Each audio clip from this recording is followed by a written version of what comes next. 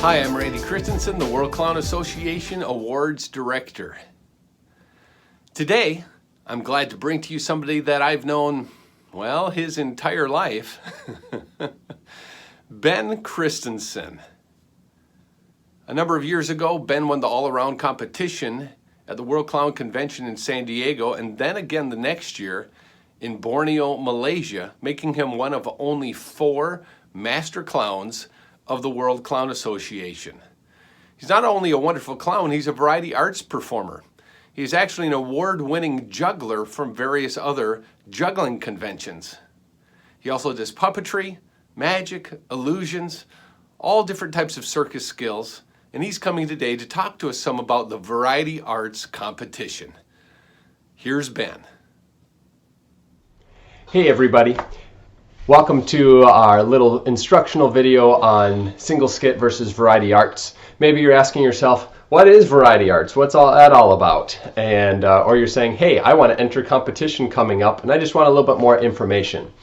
I've been able to enter both in the past and actually been able to win both categories, which has been just a real blessing, and because there's so many people that have competed and do such an awesome job at our competitions. But one of the things I do is make sure I get a copy of the rules and I look through and say, okay, does my act that I'm going to present check off all these boxes? And the first question you're going to have to ask yourself as you look at the score sheets is this. Am I presenting a single skit or am I presenting a variety art? What category do I best fit into? And then as you look at that, you can go through that score sheet and really kind of tailor what you're doing to get as many points as possible. Another question I ask myself when I look at this, another way to look at it is my, instead of asking is this a skit or is this a variety art for competition, I also look at it sometimes and say, okay, is this a skill or is it a sketch?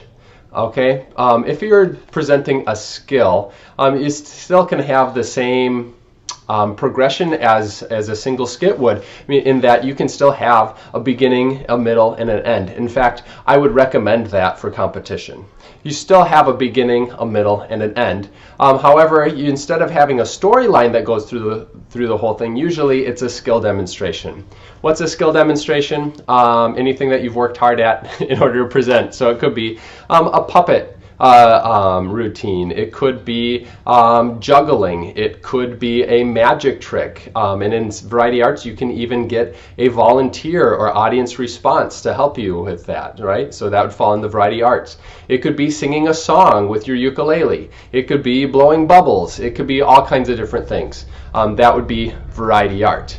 Whereas I like to think of single skit more as almost kind of sketch comedy. If you watch Saturday Night Live bits or classic clown routines, a lot of them have a strong beginning, a middle, and an end. And there's a through line, there's a story that starts at the beginning and goes all the way through.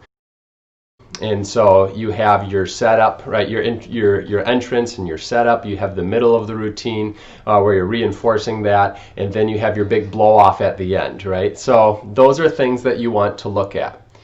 Does my routine have a beginning, a middle, and end? And which category does this best fit into? Single skit, where I'm presenting a story, or a routine that has a through line. Not saying that variety arts can't have that too, but variety arts is more skill demonstration in a lot of different ways. So your music once again, or your juggling. So hopefully that helps clarify and clear some of that up. And then once you've done that, you just want to go through that checklist, see if you can get a hold of that score sheet. Check on your costume. Does your costume, fit the needs of what you're presenting? Is there a way that you can tie it in? Even if you're wearing your normal clown costume and you're doing a kitchen routine, can you still put on a chef's hat and an apron? Are there things like that you can add, right? So use of music, intros and outros, or a music that plays in the background throughout.